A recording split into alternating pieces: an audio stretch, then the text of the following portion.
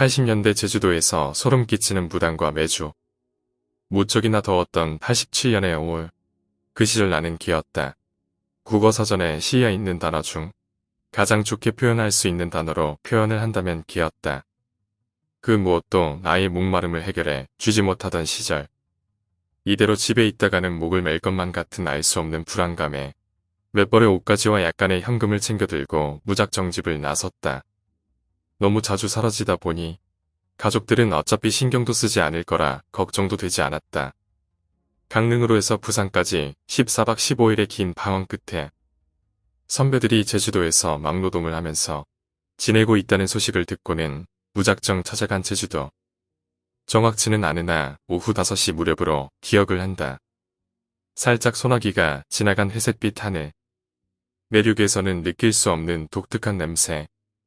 제주도에 도착하자마자 1년여 동안 나를 괴롭히던 두통이 말끔히 사라졌다. 핸드폰이나 삐삐도 없던 시절. 우여곡절 끝에 찾아간 선배들의 집은 북제주의 화북동으로 기억한다. 일주일간 정말 아무것도 하지 않고 술만 마셨다. 그 시절 탑동의 밤은 정말 아름다웠다. 혹시 아는 분들이 있을지. 그 시절 제주도에서 젊은 서울 남자들의 인기는 매우 좋았다. 탑동 아무 곳이나 술 한잔 마시고 있으면 제주도 여자들의 헌팅이 꽤 많았다. 지역 비하 발언이 아닌 당시 현실이었다. 그렇게 일주일을 술만 마시고 지내다 보니 수중에 한철도 떨어지고 그렇다고 집에다 돈을 보내달라고 할 염치도 없던 터라 선배들의 막노동을 따라다니기로 했다. 막노동이라고는 해도 정확히 말하자면 대형 건물 앞에 있는 예술작품들을 설치해주는 상당히 전문적인 막노동이었다. 아침 일찍 일어나는 것만 빼고는 편했다. 비 오면 쉬고 일찍 끝나고 당시로는 내 나이엔 상당한 금액이었던 120만원의 월급. 지금과 비교하면 안 된다. 당시 120만원은 매우 큰 돈이었다. 6시에 일이 끝나면 샤워 후 탑동에서 술 한잔 마시고 45만원짜리 전셋집에 들어와 자고 운 좋은 날은 모텔로 가곤 했다. 왜 모텔로 갔냐고? 상상은 아름다운 거다. 그리고 그 당시 제주도에는 45만원짜리 전세가 진짜 있었다. 7월 초에 그 일이 있기 전까지는 정말 아름다운 도시였다. 7월 초 그때 우리 팀원 모두는 함덕 골프장 공사 현장에 투입되었다. 별다를 것 없는 일상이었다. 6시에 기상해서 밥 먹고 냉커피 한잔 마시고 소형 발전기와 용접 도구를 챙겨 들고 여기저기 다니며 용접하고 그러던 중 태풍 때문에 3일간 아무 일도 못하고 현장 숙소에서 술만 마시고 지내던 어느 날 태풍 끝자락에 아침부터 부슬부슬 비가 내리던 그날은 바깥이 매우 소란스러웠다. 무슨 일인가 하고 나가보니 당시 우리 숙소에서 조금 떨어진 곳에 저수지 비슷한 곳이 있었다. 그런데 그 저수지의 마을 이장님 장남의 오토바이가 있고 이장의 장남은 3일째 집에 들어오지 않았다는 것이었다. 구조대와 경찰이 와서 저수지를 뒤졌는데 이장의 장남은 보이지 않는다는 것이었다. 결국 저수지의 물을 모두 빼보자고 하곤 저수지의 물을 빼기 시작했다. 다음날 오후 성인 무릎 정도까지 물이 빠진 저수지를 뒤져보았으나 이장의 장남은 보이지 않았다. 다들 한바탕 해프닝 정도로 생각하고 이장 아들도 좀 문제가 있던 터라 다들 배 타고 몰래 목포에 간 것으로 생각하자고 했다. 이장도 며칠 더 기다려보자고 나름 안심되는 얼굴로 집으로 돌아갔고 그렇게 사태는 일단락이 되는 걸로 보였다. 그로부터 5일쯤 지났을까? 그날도 추적추적 내리는 비 때문에 일도 못 나가고 한바에서 낮술이나 한잔할까 하고 고민하던 중 다른 팀 멤버 한 사람이 저수지에서 구슬한다고 가서 구경하면서 막걸리에 떡이나 얻어 먹자고 해서 마침 딱히 할 일도 없던 우리 팀원들은 모두 저수지로 굿 구경을 가게 되었다. 그때 가지 말았어야 하는 걸 가게 된 거다.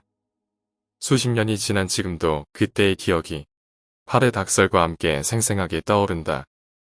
무당은 나이가 상당히 많아 보였다.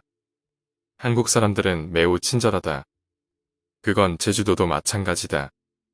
물어보지도 않았는데 잠도 자세히 설명해준다. 이장 아들이 목포에 없다면서 이장은 분명히 저수지의 아들이 빠진 걸로 생각한다. 그런데 저수지에 물을 빼고 수색을 해도 아들이 없자 수소문 끝에 전라도 광주 쪽에서 용암 무당을 데려왔다고 한다. 저 무당이 바다에 빠져 죽은 사람들의 원한을 잘 달래주는 무당인데 어제 와서 이장 아들의 오토바이를 보더니 아들은 지금 저수지에 있다고 말했다고 한다.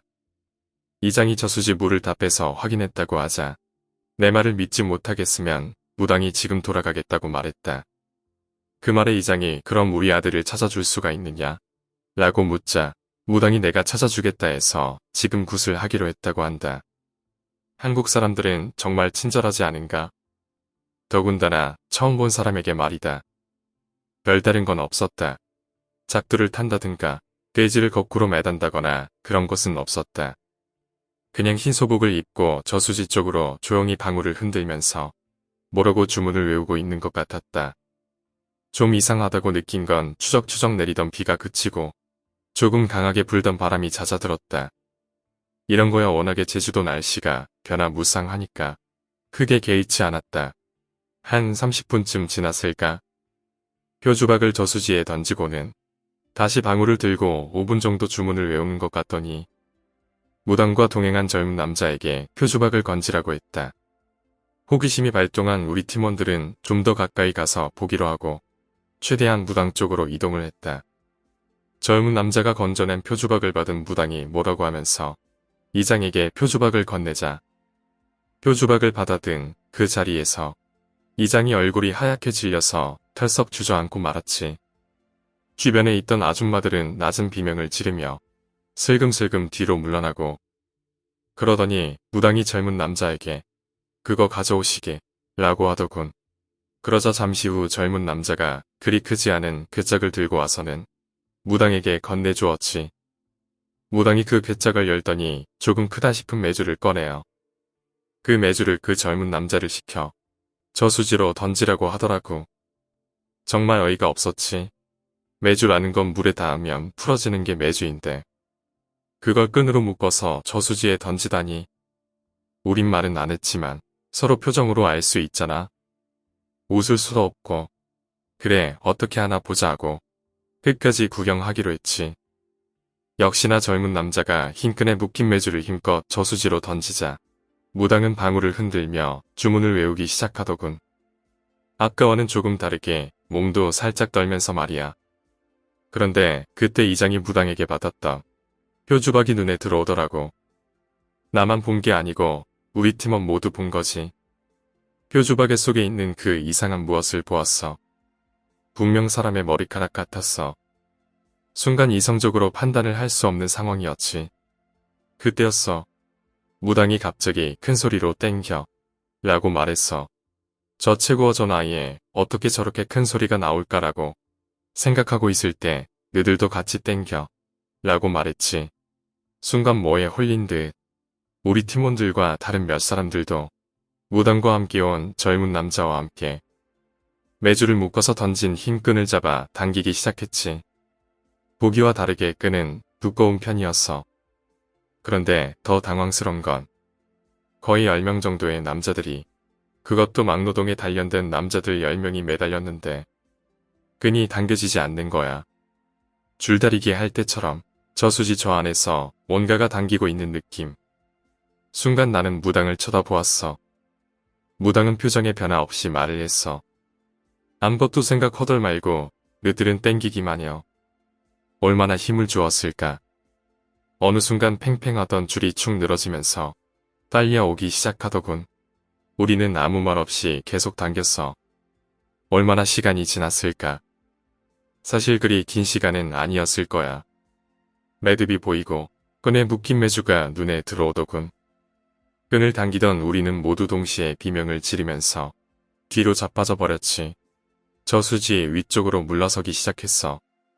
도망이라는 표현이 맞을 수도 있지. 몇몇은 그 자리에서 쓰러진 채 움직일 수도 없이 부르르 떨기만 하는 사람도 있었고 저수지 위쪽 둔턱에서 구경하던 사람들도 대부분 같은 반응이었어. 이장 아들의 사체가 나온 거야. 저수지 물을 다 빼면서도 못 찾았던 이장의 아들이 물에 팅팅 부른 익사체로 눈도 못 감고 머리카락이 모두 매주에 거꾸로 박혀서. 오늘 이야기는 여기까지입니다. 오늘 이야기가 재미있으셨다면 구독과 좋아요, 댓글 부탁드립니다. 댓글은 저에게 큰 힘이 됩니다. 감사합니다.